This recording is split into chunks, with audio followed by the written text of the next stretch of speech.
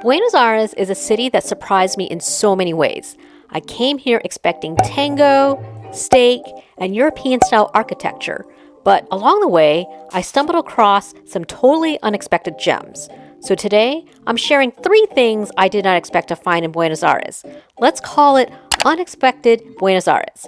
No, I did not get to meet Lionel Messi, which definitely would have been unexpected. The first unexpected find took place in Tigre, which is a town north of Buenos Aires.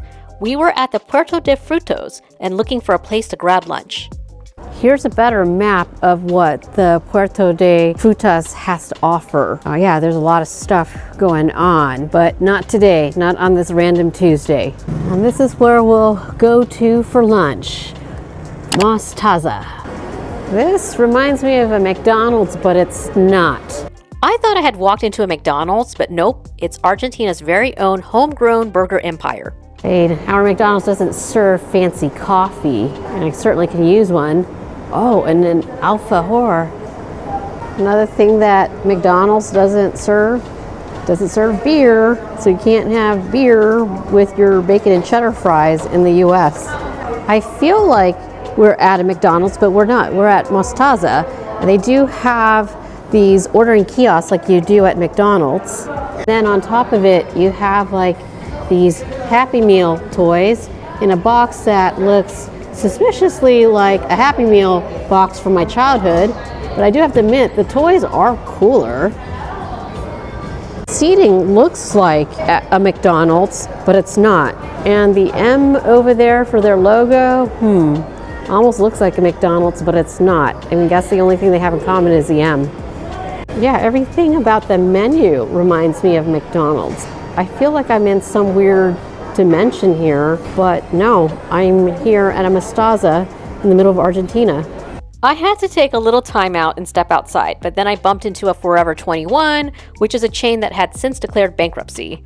Mostaza started back in the late 1990s, and today it's one of the biggest competitors to McDonald's in Argentina. In fact, they have hundreds of locations across the country and are especially popular in Buenos Aires. Okay, not a McDonald's, it's a Mostaza. Take your word for that. I feel like these chairs back when I was a kid would have been shaped as hamburgers at the old McDonald's. Here's our meal from Mostaza. So Jason got a wrap, and of course he had to get fries, so papas fritas. And then I got a tostada with bacon and eggs. Yeah, I know that sounds like something we get for breakfast, but I'm getting it for lunch. He got an orange Fanta, and I got a caramel cappuccino. But what's so cool is we got alfajores. So you can't tell me this doesn't look like McDonald's or doesn't remind you of McDonald's, but it certainly does. But it's not McDonald's. Oh, you can't tell me this doesn't look like an Egg McMuffin. I mean, it's got the egg, cheese, bacon, except this isn't an English muffin, but you get the point. Even though I feel like I'm in some weird portal that's transferred me to a McDonald's-like place, well, at least they have fries. So it's bothering me, so I had to Google what Mostaza is. So it is actually Argentina's second largest fast food chain next to McDonald's. And I'm all for it because McDonald's does not have alfajores, but they do here at Mostaza. I feel like I'm getting the full Argentine experience. It was such a funny and unexpected experience to sit down in Mostaza and feel like I was at a McDonald's, only to realize that nope, this is Argentina's version. I have to admit the alfajor is a lot better than the apple pie you get at McDonald's. If you visit Buenos Aires, it's worth stopping in just for the culture experience. Another big surprise, Buenos Aires has a Japnese garden, and not just a tiny one, it's huge. Are those real cherry blossoms? They are real cherry blossoms. I mean, I see bees going into them. Is this travel vlog about Tokyo? No. Remember, we're still in Buenos Aires. The Japanese garden is not free, so you do have to buy tickets. So for non-residents like us, it's 13,500 pesos. It had opened in 1967 to mark a visit from Japan's Crown Prince Akihito, and since then, it's become a cultural landmark here in the neighborhood Palermo. They made it loud and clear that we are not residents, but hey, I'm okay with paying for a full price because whatever it takes to upkeep the garden. I don't know where to look. Everything is beautiful. I've been to many Japanese gardens outside of Japan, but man, this one has to take the cake. They stayed true to everything that's Japanese, including those cherry blossoms over there. There are koi ponds, red bridges, a tea house, bonsai trees, and beautiful landscaping everywhere. Love it. You have a little piece of Japan here in the middle of Palermo in Buenos Aires. I am feeling zen in the middle of a bustling city like Buenos Aires.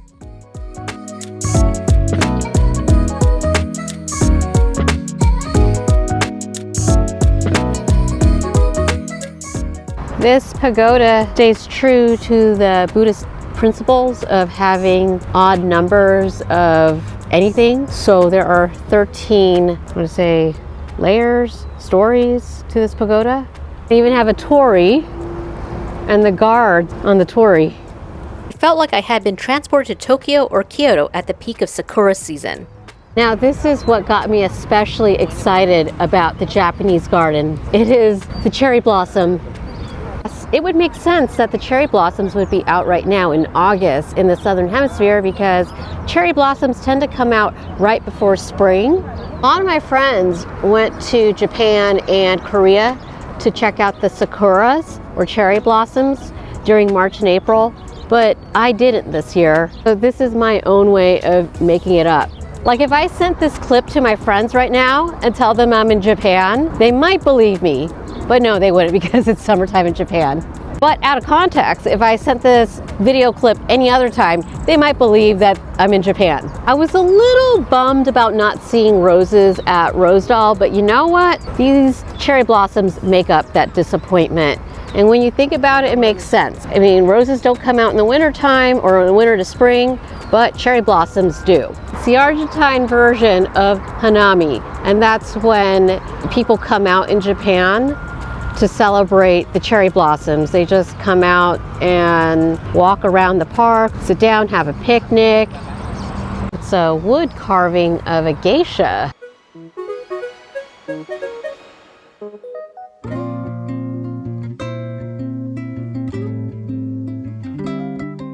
And don't be fooled, we're still in Argentina. I just saw somebody bust out their mate cup and their thermos. So they're not drinking green tea here. They're still drinking their mate. These blossoms are more saturated. I'm not used to seeing this hue, but it's really pretty and vibrant in person. Seeing the cherry blossoms in such a serene spot in the middle of this lively city, and it definitely was not something I expected to see in Buenos Aires. 500 pesos will get you a fortune cookie. However, it's not Japanese, nor is it Chinese. It was actually created in California. All right, let's see, is the fortune written in Spanish? It probably is. Okay, let's see what it says. Meanwhile, mine says no desesperes, which means don't despair. And yeah, I have to use Google Translate for that. Now, this is not some kiddie pool. So this is where they keep the young koi fish warm because remember, it is winter time.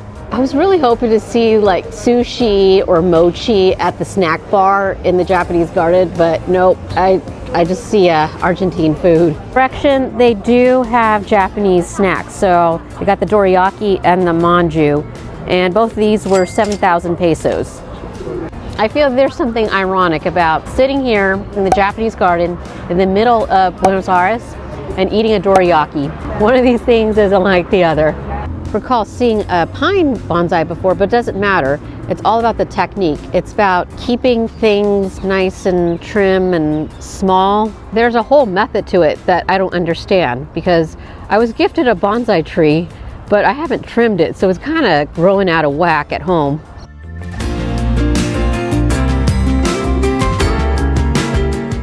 This reminds me a lot of the Golden Temple in Japan, but it's more of an eatery. There we go. It's actually a Japanese restaurant. I love how they keep true to the theme because in Japan, they have like these plastic food displays, so you know exactly what you're ordering. There's no guesswork. So I stand corrected. You can get Japanese food in the Japanese garden in the middle of Buenos Aires.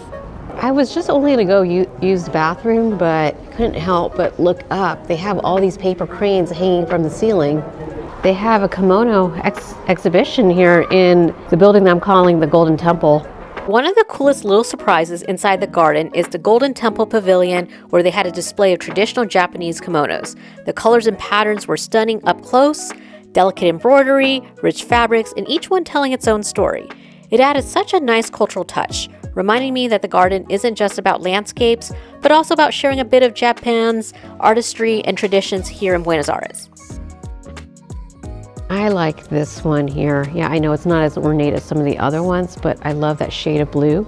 And then what's cool is that you can see when you fold it up correctly, the flowers line up. Unlike the Golden Temple in Japan where you're not allowed to go on it, well, you can here. I'm gonna go out and get a good view. Upstairs in the Golden Temple Pavilion, there's a balcony that gives you the best view of the Japanese garden. From up here, you can see it all. The bridges, the koi ponds, the cherry blossoms. It almost feels like you're looking at a live painting. It's the perfect spot to pause for a moment and take in just how big and beautiful this garden really is, right in the middle of Buenos Aires. This is more than just a Japanese park.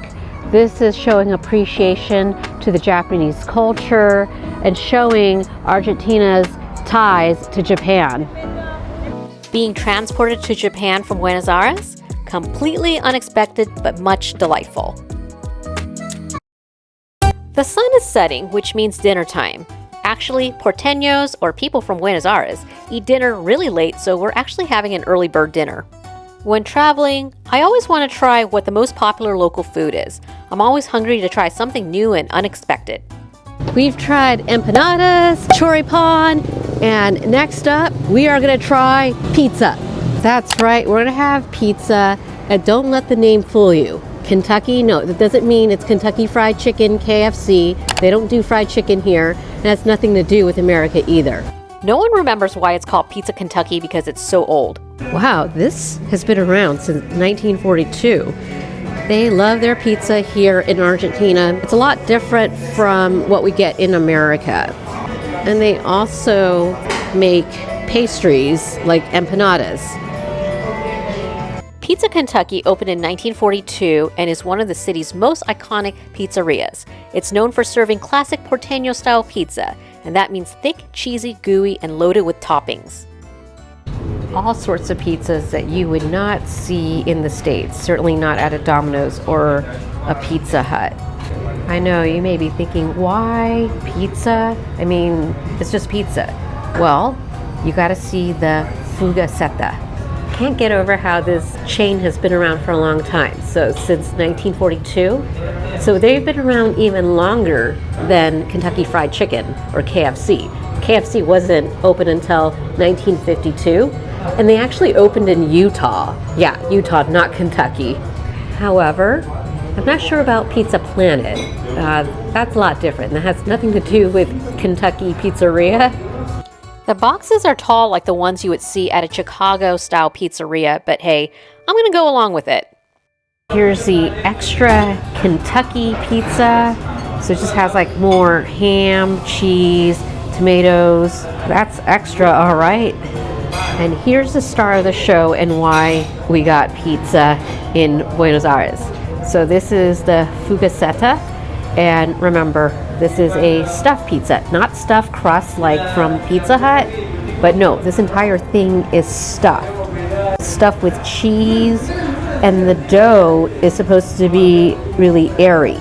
And then the other interesting feature is that they don't use any tomato sauce. Hey, that works for me because I actually don't really like tomato sauce. I know that sounds sacrilegious, but I'm not a huge tomato fan. But yet, I'll eat pizza. Can't think of any other place in the world where you can get pizza like this except for in Argentina. I certainly wouldn't be able to find a stuffed pizza like the fugaceta in the States. That's some cheesy goodness. At least they have pepper flakes. The crust on the extra Kentucky is so thick that I'm gonna need to cut it with a knife and fork. Buen provecho. Oh, I forgot to mention these toppings. That's a fried egg. Fried egg like the ones you have for breakfast. Now I'm definitely gonna need to cut into the fugazzetta because it's too thick. Cutting into it. Oh wow. Well, actually it cut pretty easily. I wasn't expecting that. This is just the tip of it. But yeah, it's like, maybe I should show in here. Yeah, I mean, you can see how it's stuffed with cheese. There's no tomato sauce. The dough is light and airy, and actually it does. It felt a lot more airy than the extra Kentucky. Good stuff.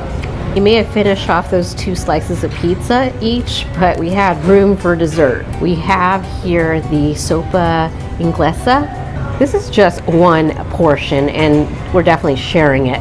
So what it is, it's an Italian trifle cake. You can see the different layers. So there's cake and then cream filling, and then I recognize that down there. That's dulce de leche. So not quite your traditional trifle or your traditional English trifle, but this is an Argentine one. What does this have to do with pizza? I don't know, but you know what?